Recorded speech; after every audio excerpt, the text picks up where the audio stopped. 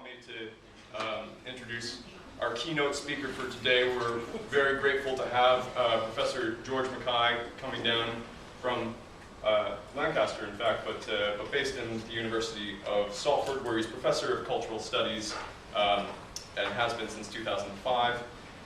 He established and directed the Communication, Cultural, and Media Research Center there, and previously held a similar chair at the University of Central Lancashire. In September 2012, he took up a 3-year AHRC Leadership Fellowship for the Connect to Communities program. His research and teaching interests are in alternative culture and media, the cultural politics of music, disability, festivals, and gardening. He's written or edited numerous books and collections in these fields, and I know for my own part, I've read his book on the cultural politics of jazz in Britain called Circular Breathing, and I can highly recommend it, and also his book on the Glastonbury Festival, and they've both been very influential in informing some of the work that we were doing in our own live music research here, so really excellent work. He writes for both academic and non-specialist audiences, producing academic monographs aimed primarily at a university readership, and has also written books for the informed, more general reader, in particular for those interested or engaged in social activism, music making, community, and cultural action. And he has a new book coming out next year, which is very exciting. 5 years in the making, apparently. It is called Shaking All Over: Popular Music and Disability, which is to be published by the University of Michigan. Do I have that correct? Right. But today he'll be speaking to us about festival, place, industry, and community. So please welcome Professor George Mackay. Thank you. Anyway, all I did, right, was go through some of my shelves, you know, the last few days. God, why did I need to do that? And what did you say? And then, but also I found a few old photos. This one on the left here is me. My first festival was at Reading in 1977, and then the one, you know, we didn't have cameras then. And the one on the left is me in 1987 at the Lake East Anglian Fair. The one below that is research in Glastonbury in 1999, when I wrote. I went there to write this book about. You can get it for about £2. It remained a shop, you know, nowadays. But still all right. And then the third one was me as I was a professor in residence at Kendal Calling, which is a kind of boutique festival up in the Lake District. Last year, I think last summer. They said, we'd love you to come and we'll put you in the spoken word tent and you can do some lectures. And when I got, I said, yeah, that sounds fun. And then when I got to the spoken word tent, it was actually the comedy tent.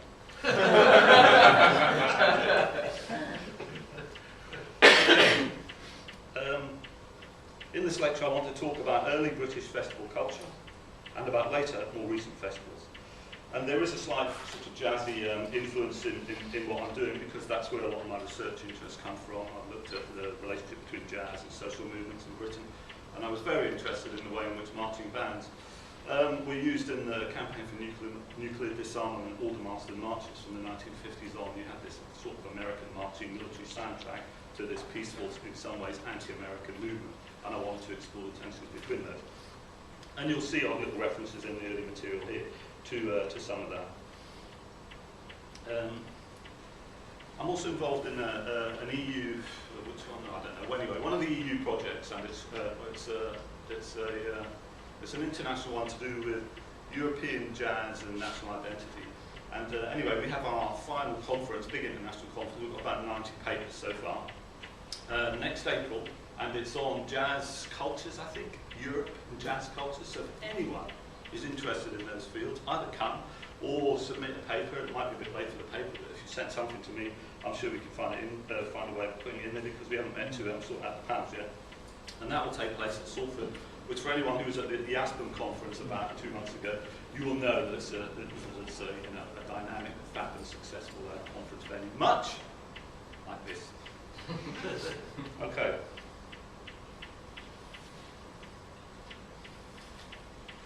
The 1950s as a festival decade in the United Kingdom is initiated by the Festival of Britain in 1951, a post-war nationwide celebration of national survival, residual imperial identity, desire beyond austerity. But with the youthful explosion of popular music, from trad jazz to the folk revival to rock and roll, as well as the establishment of the pop singles charts based on record sales from 1952 on, I've been interested in tracing the development of an alternative festival practice. What I haven't given much thought, though, here to date, which is important for transatlantic live music exchange, is the end of the Musicians Union, American Federation of Musicians, ban on mutual exchange of musicians in the mid-1950s. I didn't really think of that until I was thinking about live music and exchange, so there's an area for me to go and do a bit more work, or even better, to find that someone's already done it, and then just read theirs.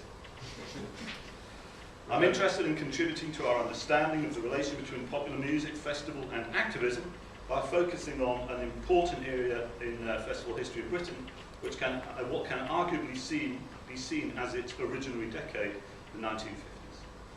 So I'll chart and interrogate the 50s in Britain from the perspective of the rise of socio-cultural experimentation in the context of youth, some of the, Kevin Morgan's term, new, old sonic landscapes of popular music, social practice, and political engagement.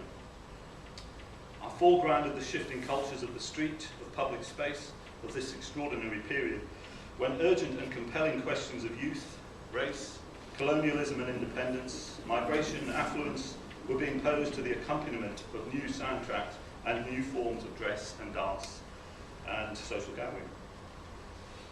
Some of the more important popular culture events where these features manifested, performed and celebrated themselves produce what I see as a significant phenomenon, the youthful gathering of the festival, the surprising splash and clash of street culture, even if it's in a field or down a lane.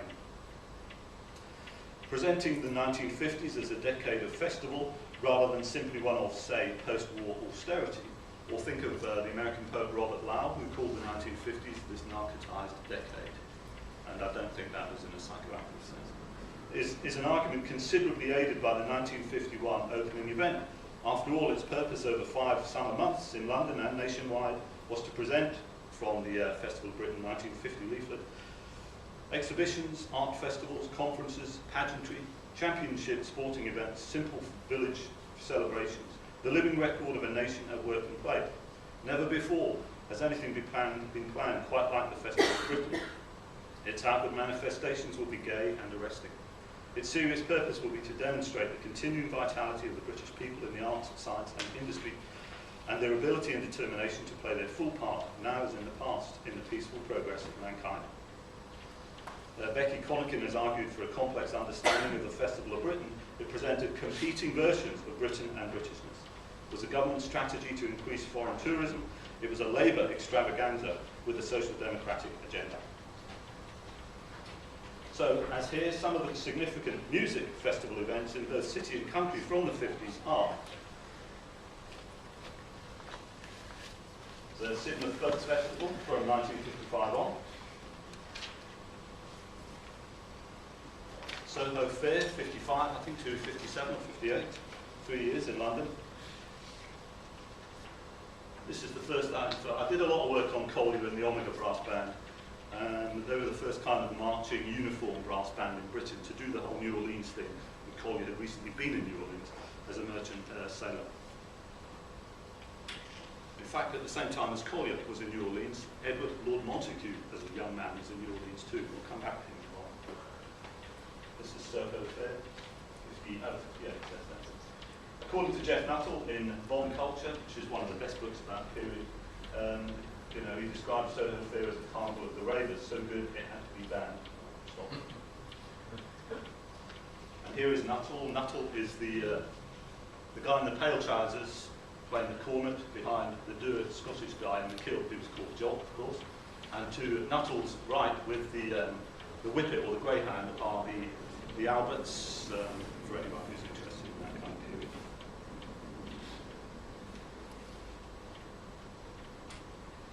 Here's the Omega Brass Band on a CMD march, about 1960. You've got this, this American marching music.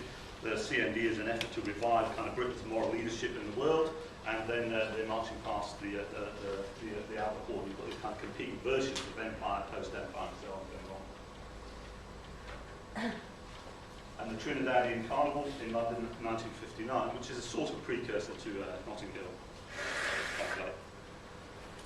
There was a cluster of issues around social change, youth, popular music, race, national identity, carnivalesque eruption, and political engagement, within and frequently breaking out of the special boundaried space and practice of festival.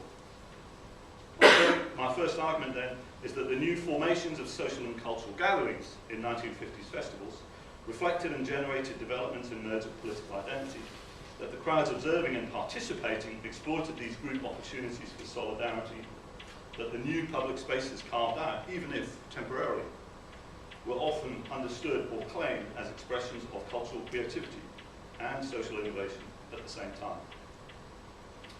What attracts me here as elsewhere are strands of the zeitgeist of cultural innovation, the often elusive or discarded cultural traces that really do or did melt into the air. And I am hearing music in particular now. There are some persistent difficulties with such critical terrain. Tracing the influence or impact of some cultural forms at the time under discussion is problematic due to their elusive, emotive, or transitory nature, and the festival as a carnivalesque combination of pop and protest may be emblematic in this context. For such cultural forms and practices have not always been treated well over the course of time. Some have been discarded or forgotten or remembered without prestige. Interestingly though, more recently, festival is one of those areas of research which has been well suited to the rise of the enthusiasts website, full of dates, archive photos, details of lineups, scans of original posters and tickets, all wonderful and often accurate information, with the added bonus of exploiting interactive functionality to be able to include readers' memories and accounts of having been there. And you know, that's quite nice from an academic perspective. For example, when I wrote this book about 12, 13 years ago, I did this whole timeline of festival culture just for my own, just to kind of, for the backbone of the book really, for my own research, just to try and get a sense of when, you know, when was the Bath Blues Festival, when did Glastonbury start, when were the Stonehenge, what was the relationship between the People's Free Festival at Windsor and Stonehenge, etc., etc. And I ended up with this, I don't know, 20,000 words or something, just a year-by-year chronology. And I chatted with the editor, with my commissioning editor at the publisher, and then he said, oh, I know what, we'll use that and we'll put it in the middle of the book and we'll have a whole section called Timeline of Festival Culture, and it will have a set of cover photos in it as well. And that at the time struck me as a really terrific way of trying to make use of what had been a bit of academic research but didn't necessarily have much purpose then. Of course now it would simply have been put on a website and used in a way that, say, the archive has done for UK rock festivals. Okay. I want to focus on Beaulieu Jazz Festival, 1956 to 61. Melody Maker, 1962, June. We're festival crazy. In the past 5 years, we have gone festival crazy. From Lord Montagu's brainchild, the Beaulieu Jazz Festival, the whole industry has grown. Bands which used to look upon the summer as the slack season now find themselves on a dozen or more well-paid festival dates. The National Jazz Festivals of Richmond, Earlswood and Wynwood are now among the firmly established annual events. In Jeremy Sanford's view in the first book to chronicle the British pop festival movement, Tomorrow's People, from 1974, as Beaulieu developed, it was the 1958 event that was the first British festival proper, a 2-day event that attracted 4,000 people. And here are some Beaulieu festival goers in 1961. They look pretty good, I think.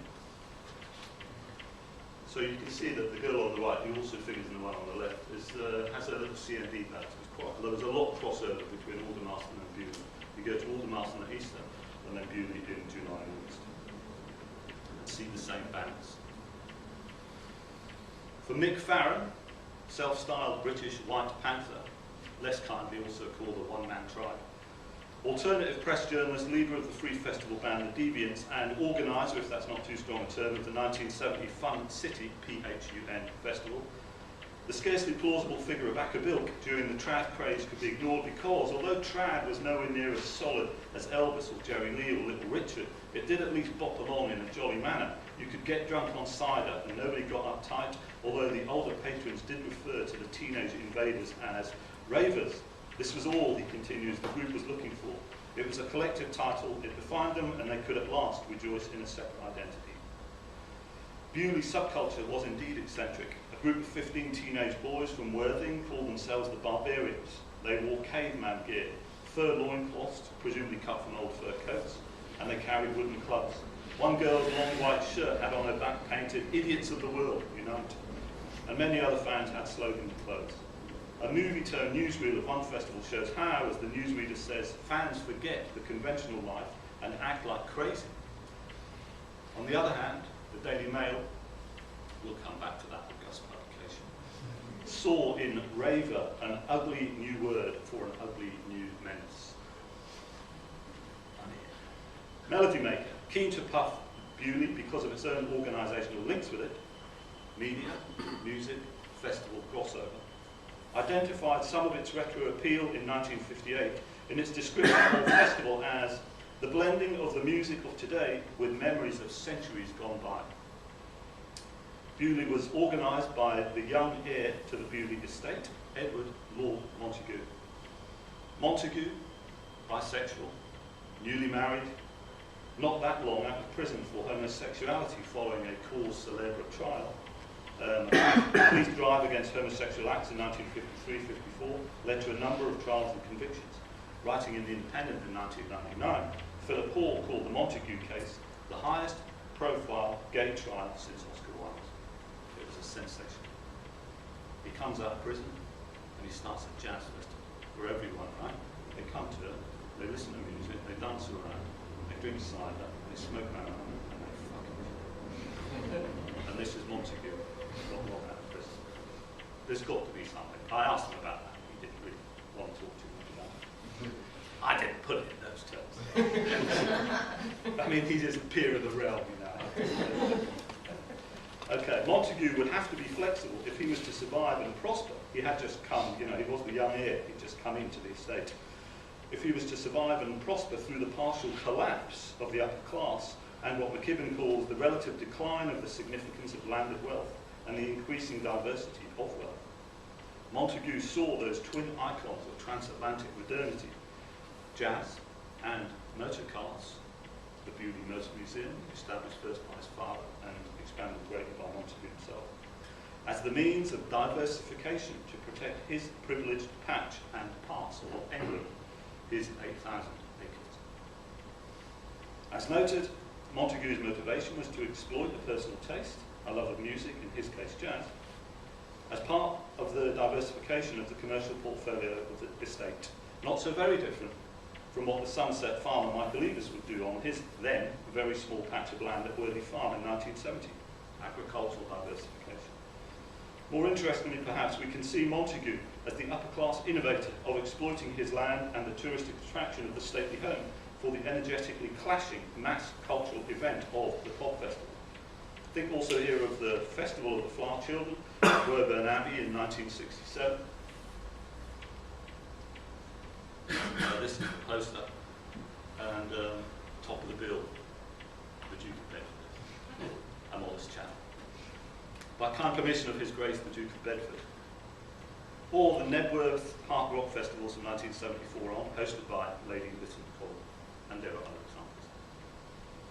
After Bewley from the early 60s, Harold Pendleton's work in particular shows the trajectory of jazz as precursor of festival culture, with his Richmond Jazz Festivals organised under the aegis of the National Jazz Federation. Pendleton was skilled in identifying changing tastes in popular music and in booking newer bands.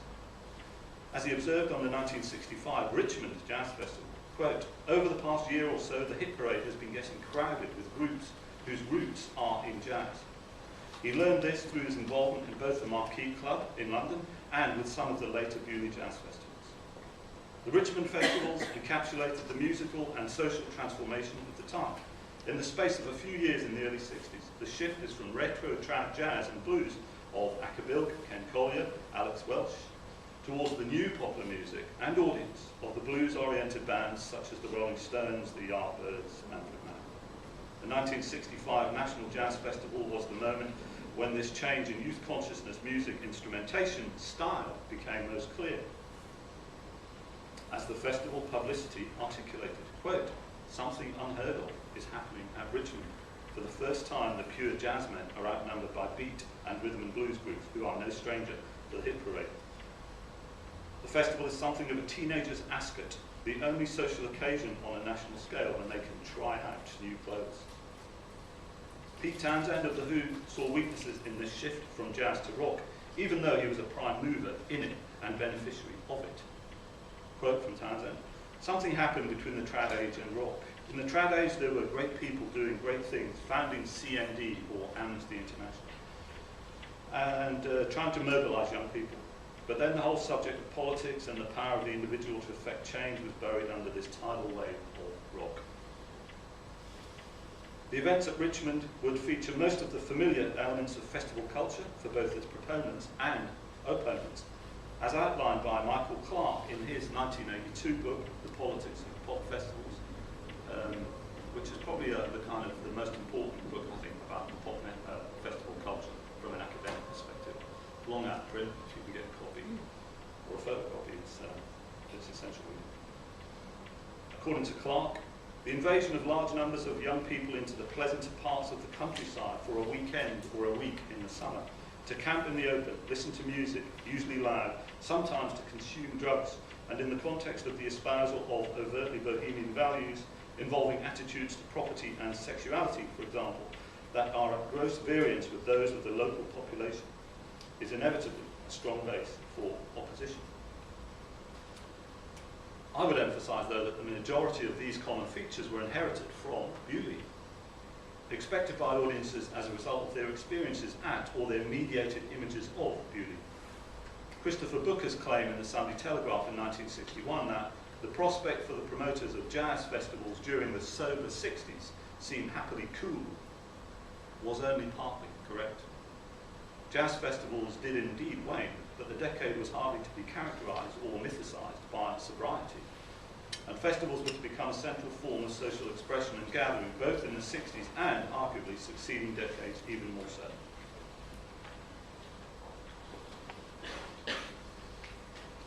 We can identify the Bewley Jazz Festival, National Jazz Festival origins, even in the enduring Reading Rock Festival. Reading's the most important of the British rock festivals, and it tends to get neglected because it's pretty uncool. And, but it's been there for the longest, and it can trace its trajectory, its historical kind of provenance back the furthest as well. Note the traditional trad trumpet on an old-fashioned chair logo, even in the Reading festivals, which in 1977 and 79 were headlined by the likes of Thin Lizzy or the sensational Alex Harvey Band. Not really trad. A little bit more on Bewley, and then I'll move on. This is the poster for the 1960 Bewley Festival.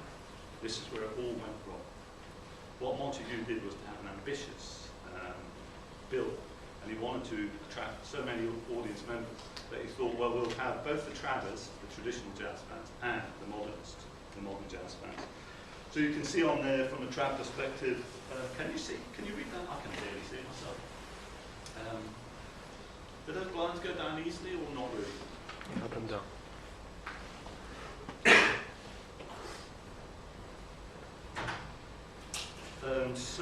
There's kind of George Melly, Alex Welsh, Roy Forbes, and Mick Mulligan, Ackerbill from the trad end, and then there's Joe Harriott, Johnny Dankworth, Tubby Harris from the modern end, and they're all due to play at the festival. At the 1960 Bewley Jazz Festival, the trad clarinetist and somehow pop star Ackerbill entered on a Model T4 courtesy of the Motor Museum. By the end of Saturday night, though, vehicles had been targeted by festival goers for destruction. While Acker played Jazzed Up, J-A-Z-D-U-P, I made that word, that was pretty poor actually, but it's my jazz version of Loved Up. Do you see what I'm trying to do? Yeah, it's a bit cool. And then Jazzed Up Youth climbed, I tried it and I thought that will really go that one, and I'll have a life of its own, but no one's ever used it. Jazzed Up Youth climbed a scaffolding lighting rig and removed horses from the roundabout stage and mounted them on rigging as they climbed. A storage shed was set alight. A 1921 14-seater Charabanc had its hood burned. Over the Saturday night riot, 9 people were injured. None seriously, though 2 people were subsequently jailed for assaulting police officers. For George Melly, it wasn't a vicious riot, it was stupid. The tradies and rave gear booing the modern jazz Johnny Dankworth done. Others viewed exuberant youth quite differently. The Daily Mail, again, why do ravers rave? At which point do enthusiasm and hijinks twist into the urge to hate and destroy. Wacky dress and wild fun do not necessarily spell delinquency. Yet, for a certain product of our affluent society, this seems to have become a rebel's uniform of viciousness. And the degree of time, the Mail continues, between beating up a jazz festival and beating up Negroes in Notting Hill and Jews in Germany. Okay, for some of those anti-nuclear weapons and peace activists and idealistic jazz fans who had been on the Aldermaston's CND march a few months earlier, it must have come as a surprise to be now compared to racists and fascists. Montague himself was to say that, quote, and this is from one of the movie-turned newsrooms, and he has a real look of panic on his face. You'd need a policeman in every garden in Beaulieu Village if the festival was held again. Hardly the image of pastoral promise to transmit.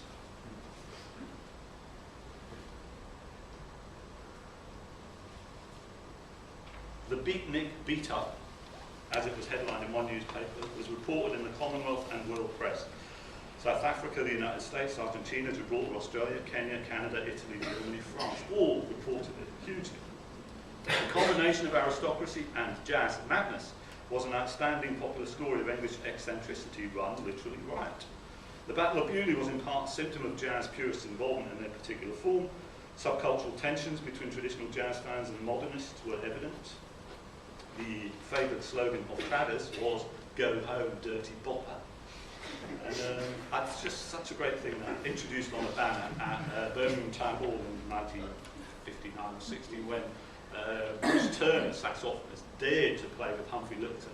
And Lytton was more of a traveller and Turner was more of a modernist. And they knew he was going to play with fans, so they painted this banner and they hung out when he did his first solo, "Go home, dirty bopper." This kind of tension may explain the irreparable damage inflicted on Ackerbilk's banjoist's instrument. The banjo was truly despised by modernists. There is a retrospectively intriguing coda to the Beaulieu Jazz Festival. The 1962 Daily Mail article described, I wonder why Montague kept all the Daily Mail stuff in the press archive at the museum. Anyway, a Daily Mail article describes the extraordinary early invention of a proto-free festival of the kind organised extensively in Britain in the 70s and early 80s. This indicates the distance between festival goers and festival organisers and the increasing autonomy of Carnival. Quote from the Mail. Like Frankenstein, Lord Montague of Beaulieu has created a monster from which it seems there was no escape. After the Beatnik riots last year, Lord Montague vowed there will never again be a jazz festival at Beaulieu. But last night he told me that he has had to appeal to the police for protection from the jazz beatniks, who threatened to descend on the picturesque Hampshire village again. Thousands of leaflets have been distributed in Chelsea, exhorting the trads and moderns to turn up in force in August for a free rave to the bitter end. Their leaflets, signed by one Pete the Brolly, said, "If you can play any musical instrument, please bring it with you and help make a successful weekend for everyone. Spread the news and rave on." The uncertainty of this putative Beaulieu Free Festival's countercultural or subcultural construction should not detract from its importance as an early manifestation of more radical DIY youth culture, or at least its desire.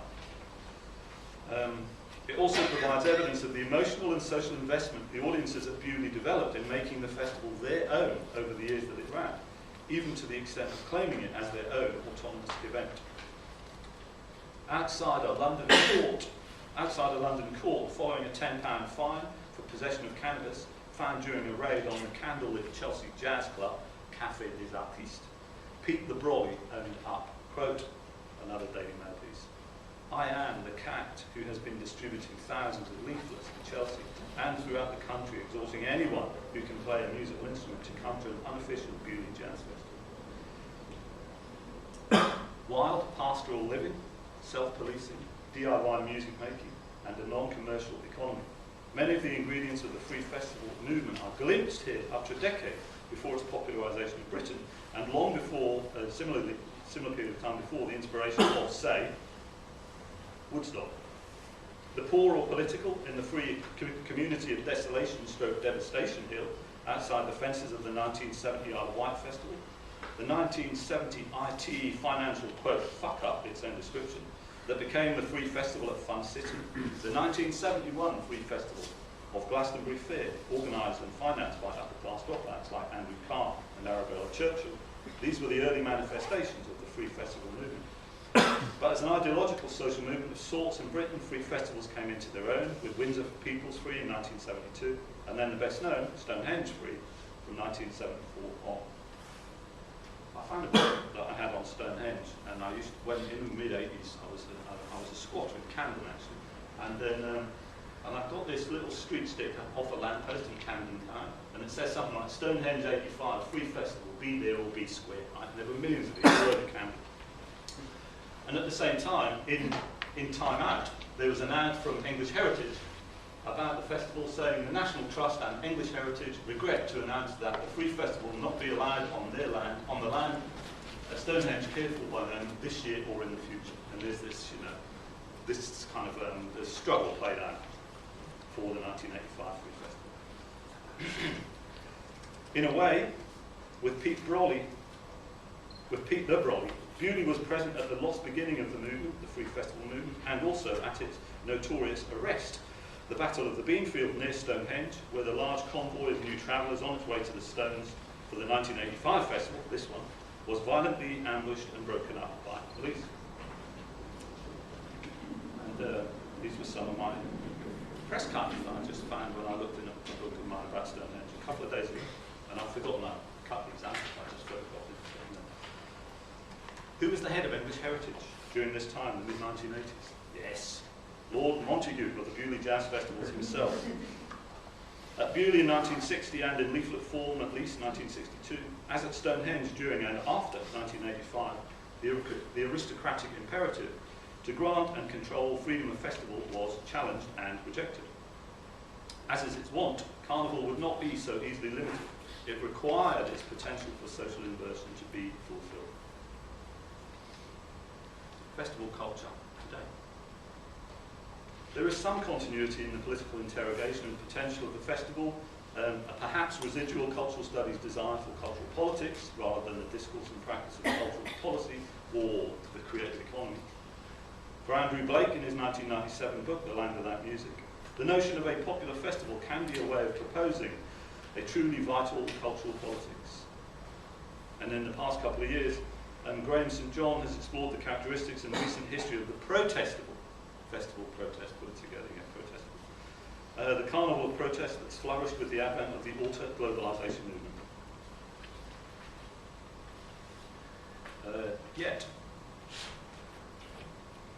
and I almost feel I need to say, with this kind of history that I've outlined, surprisingly, popular music festivals are one of the strikingly successful and enduring features of seasonal popular cultural consumption for young people and older generations of enthusiasts today. In fact, a dramatic rise in the number of music festivals in the UK and around the world has been evident as festivals become a pivotal economic driver in the popular music industry and in the seasonal cultural economy. One recent report by Mintel suggests that the British music festival market is worth over £180 million per annum.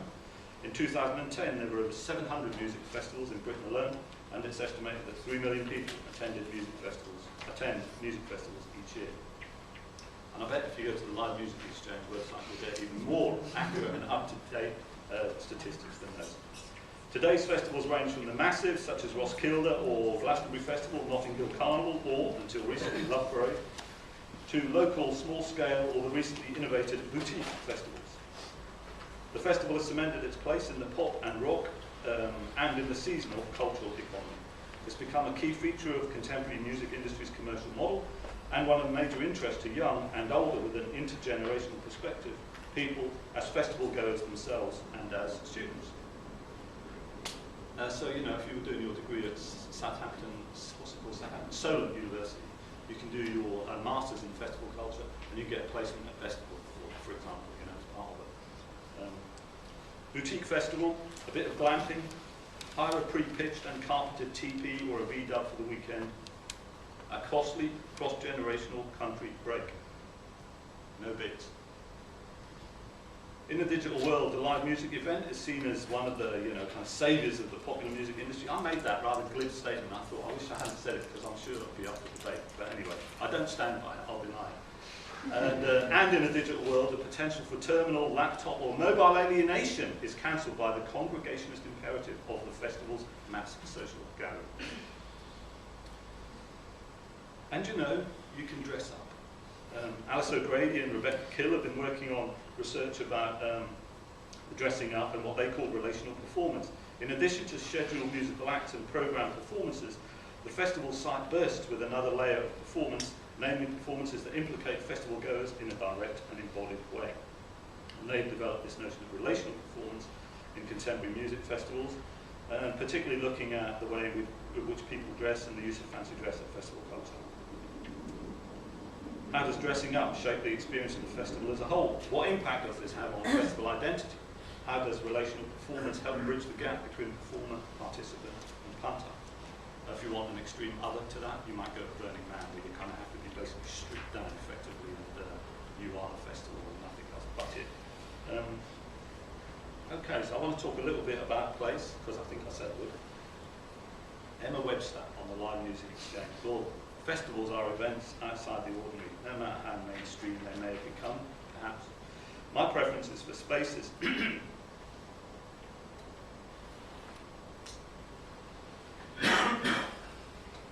My preference, says Emma, is for spaces that evoke wonder and delight, like circuses or fun fairs, rather than having the feel of a car boot show.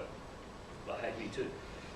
This involves colourful stripy tents, flags and banners on poles, and by encouraging fancy dress among the festival goers.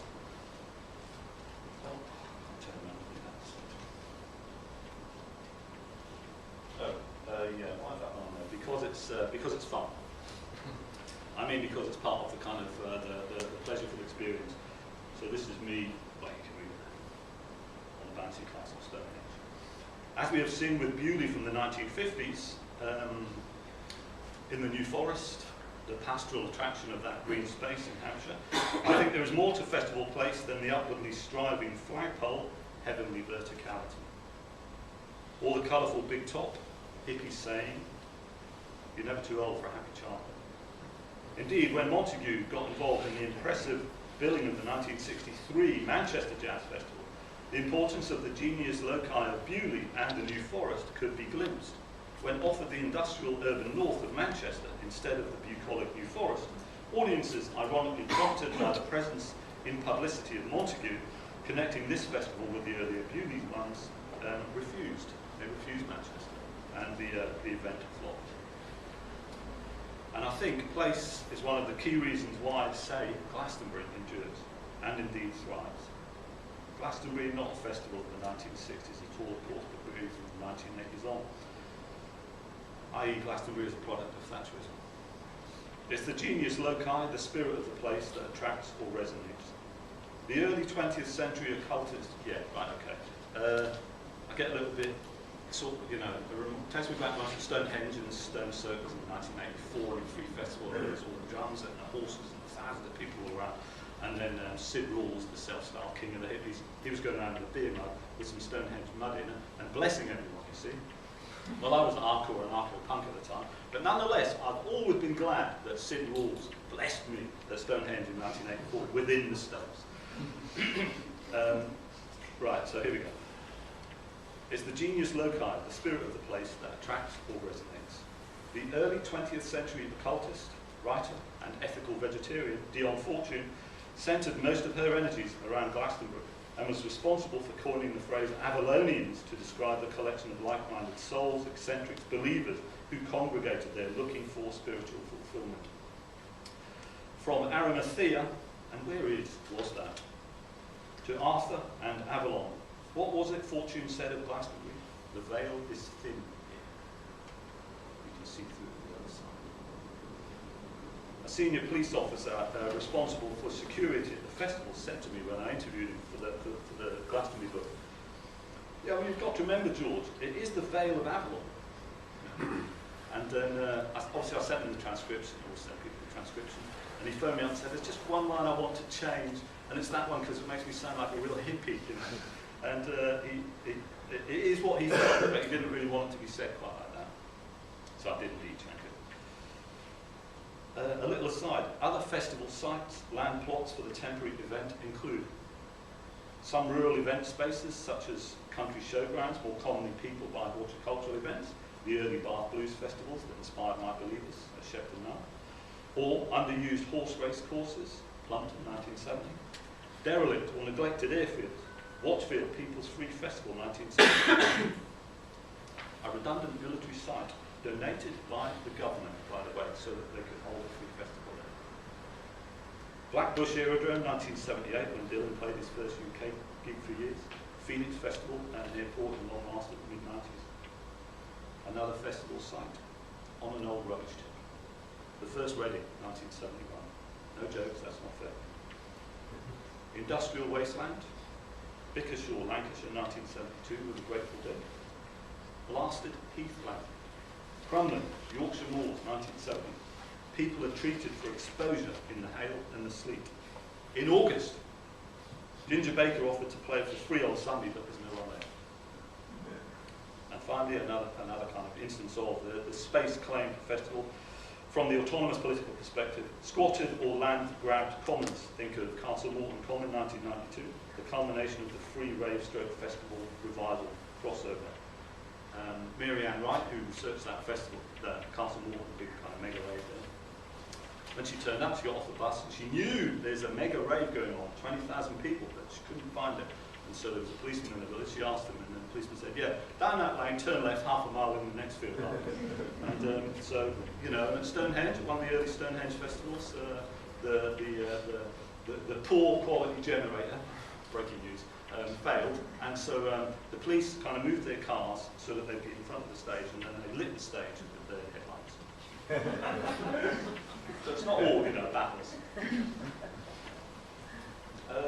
Glastonbury spiritualities. This is to do with the idea of place somewhere like Glastonbury.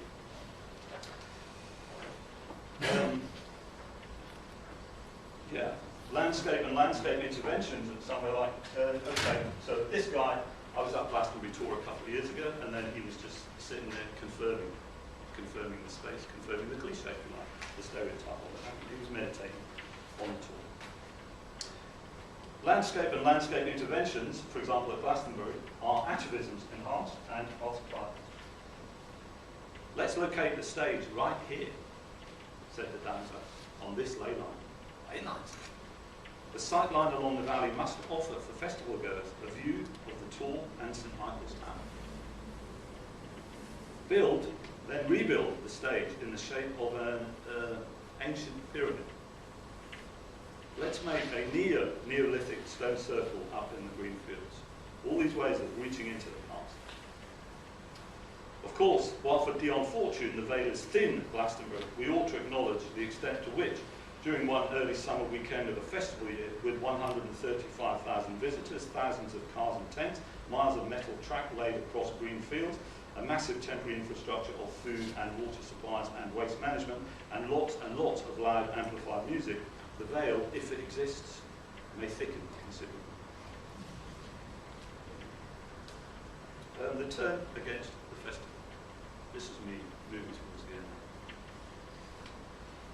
And to think of the banal, the repetitive at pop festivals.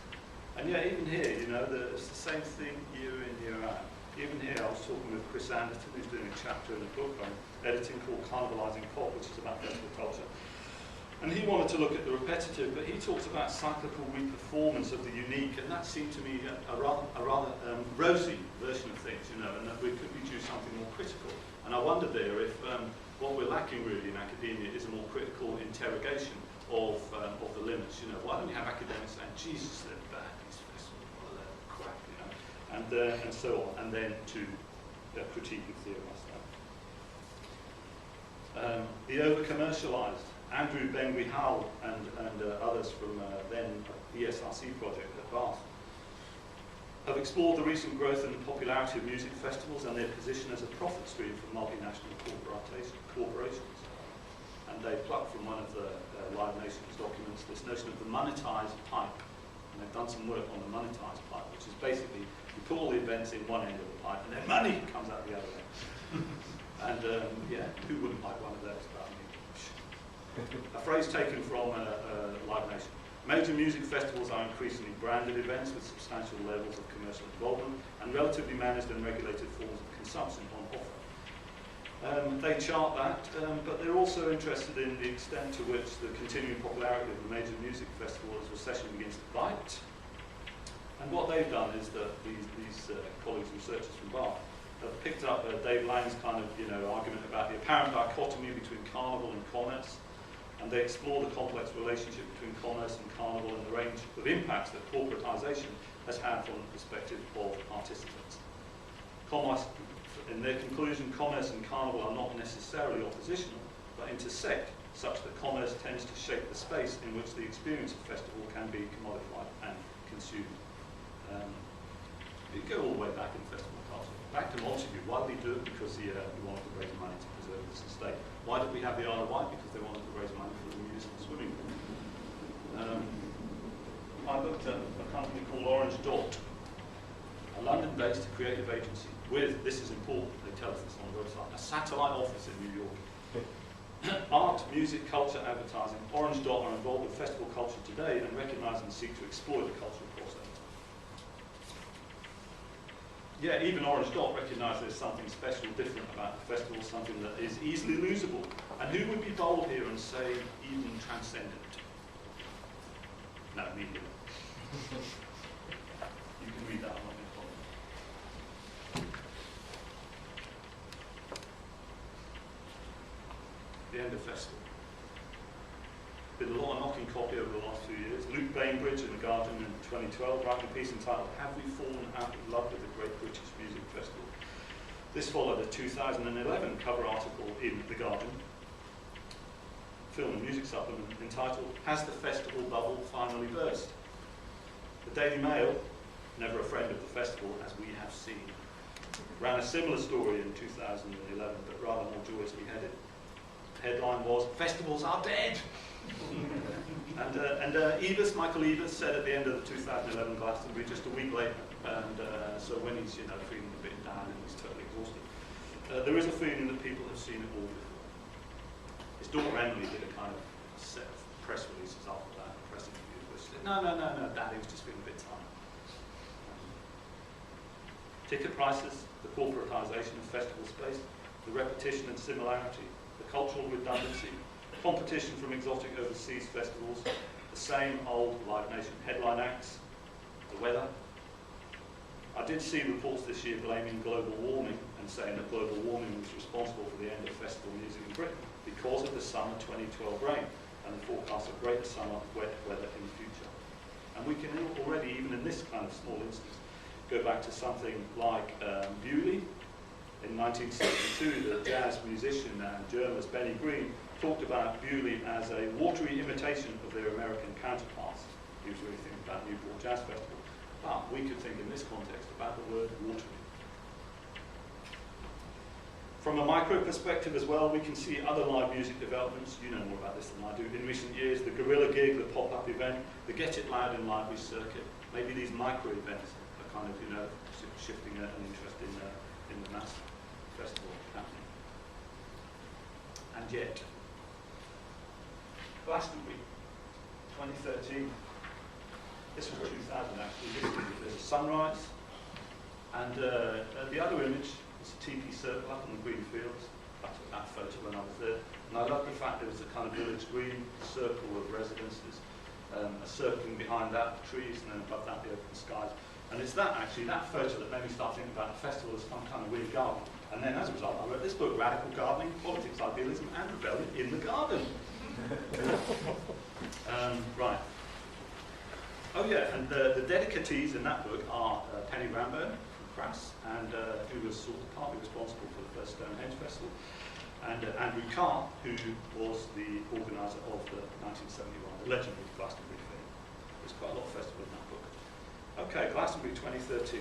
This is to counter a lamentable ending, i.e. an ending of the net. 135,000 tickets at £205 each sold out in record time in 1 hour and 40 minutes. Online purchase involved pre-registration, which several hundreds of thousands of people did. I didn't, I never would on principle. And festival goers don't even yet know what the lineup is, let alone the headliners. Can the festival, or this one at least, be such a special live music event that we buy into it without knowing what the live music is going to be? Emily Evis, Michael's daughter, who's kind of taken over the last few years. When people go to buy a ticket, they don't know who's playing. So many people come here for reasons beyond music. It's important to keep tickets available for people who are coming for all the other reasons and who aren't just fans of a particular band. For all the other reasons and beyond music. Thank you.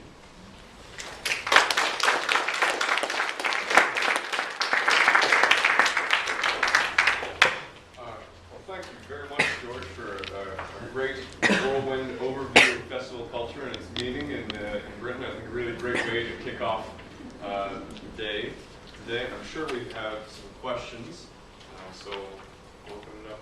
Yes, one question. In your studies, is there anything that's, and researches and your knowledge, anything that's come about that shows you where festivals are? I mean, there wasn't any mention of Wales, for instance, in that.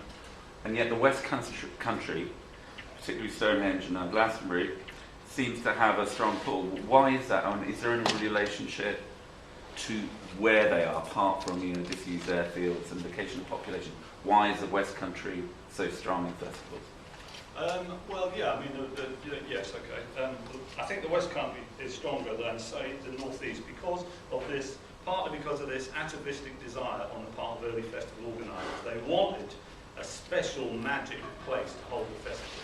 And so that could have been Stonehenge, it could have been Glastonbury, anywhere with that sort of resonant space of ancient landscape and the possibility of tapping into something to give, and to both to give the festival a specialness and also to mark the place itself, so that the festival becomes a celebration of that landscape spot.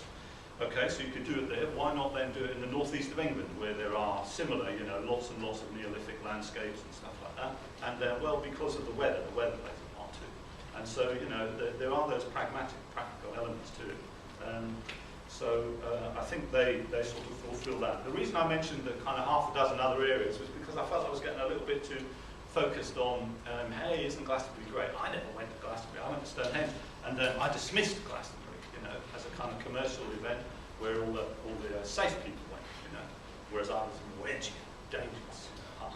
And then, but of course, as I've matured, I found that actually Glastonbury is a fabulously interesting and intriguing event. And it's the one that everyone around the world knows about Britain, and it is. Look at the very fact that there's no Glastonbury this year. So what do? They extend the ley line further east, and they put a Mount Olympus and Glastonbury tour at the Olympic opening ceremony. And that's a really fabulous gesture, I thought. And it spoke of the importance of something like Glastonbury Festival to British popular music and national culture, actually.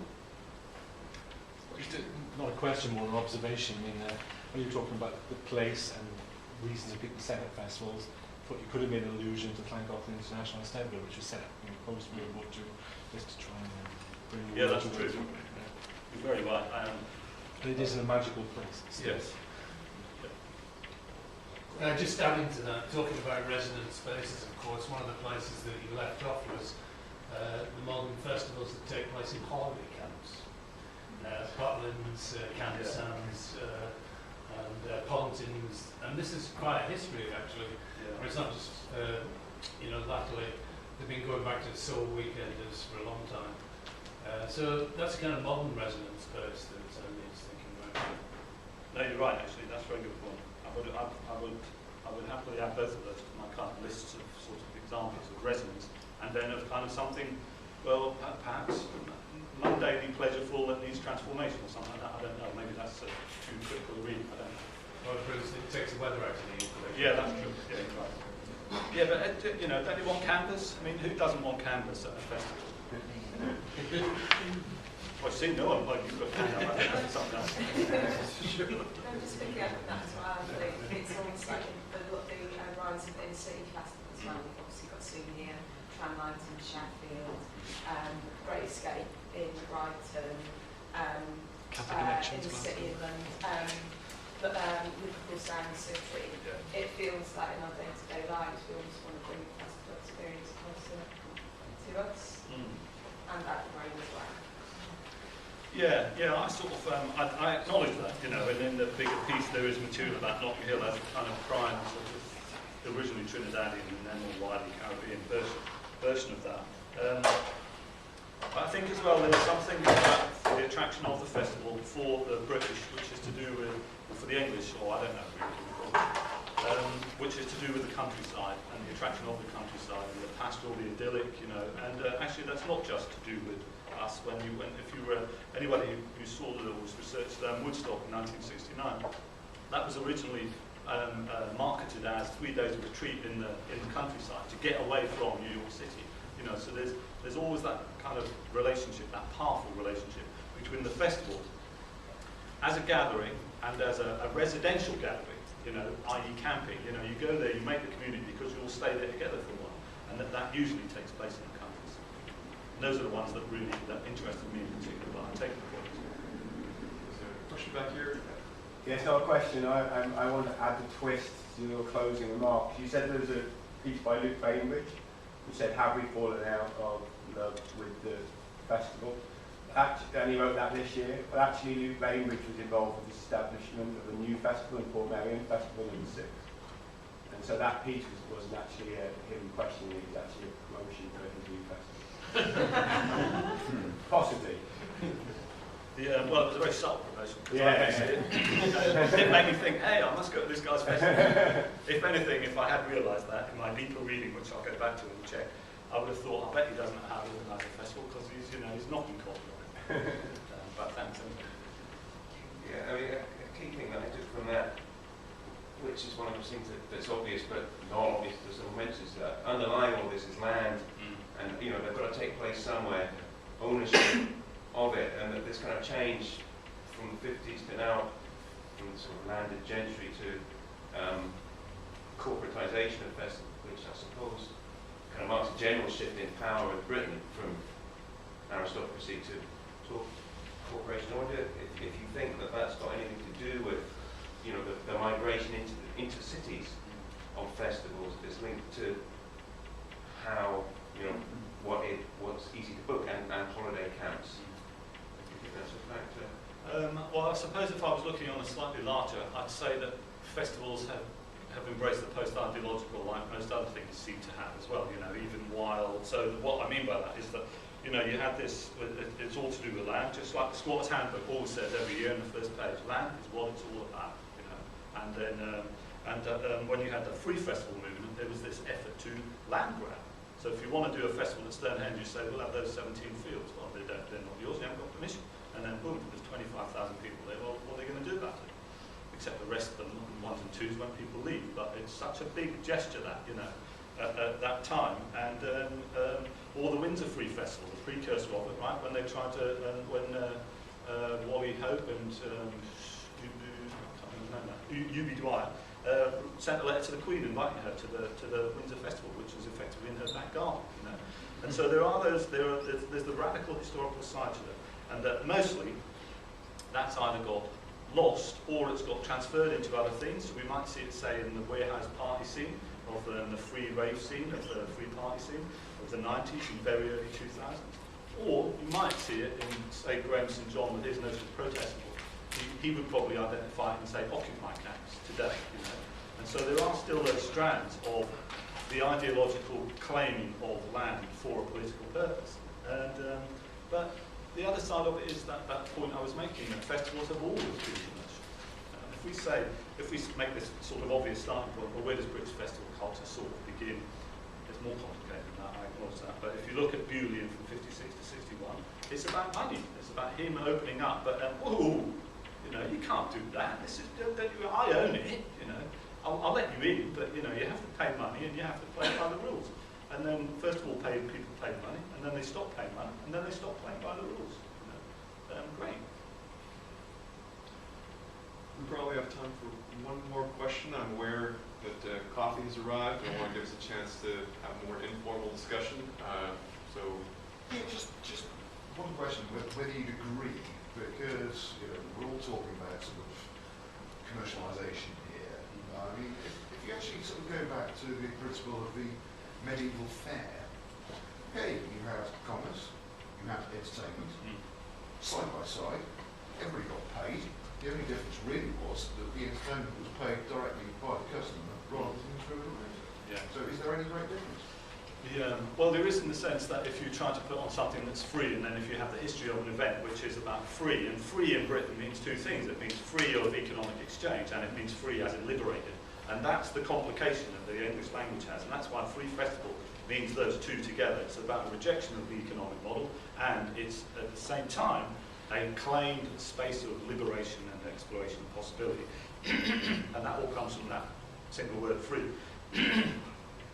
So if you've got that angle, then there is a challenge to the commercial model. I'd also say that thinking about the East Anglian fairs from, say, early 1972 to mid-83, late 80s, they started as a kind of reinvented medieval fair model. It was really slightly inspired by things like Monty Python and stuff like that. And there was a kind of jokey medievalism there, which also tapped into a revived horse fair tradition. There were gypsies there. And so in the early East Anglian fairs, which were like sort of festivals, there was this sort of brilliant, I thought, kind of rural cultural development. Okay? We don't usually look to the countryside for cultural innovations, and yet here was one. Cultural innovation happens in the cities, it's an urban thing, and yet here was one in the countryside, and in an uncool bit of the countryside, north, Suffolk, you know, and not even the West Country. And in those, you had this medievalism, you had a horse fair tradition of gypsy and nomadism and travelling, and then you had the beginnings of a little festival culture network and stuff like that. But also people paid to get in to the fair. At the same time, there was only a hedge around the edge of it. And so everyone knew that if 600 people paid, 400 people were just walking through the hedge kind of thing. And then there was this easy kind of acceptance of that, and that there was a commercial and anti-commercial thing going on at the same time. And that struck me as a really, as another useful model, actually. Glastonbury used to be like that before they built the twin wall all the way around it with watchtowers. You know, quite a weird version of what it means to be free in the festival. All right. Well, I think we should probably leave it there, but I'm sure that discussion will continue in a more informal way over some refreshments. So a lot of food for thought there. Just leaves me to thank George once again for a really great keynote. Thanks.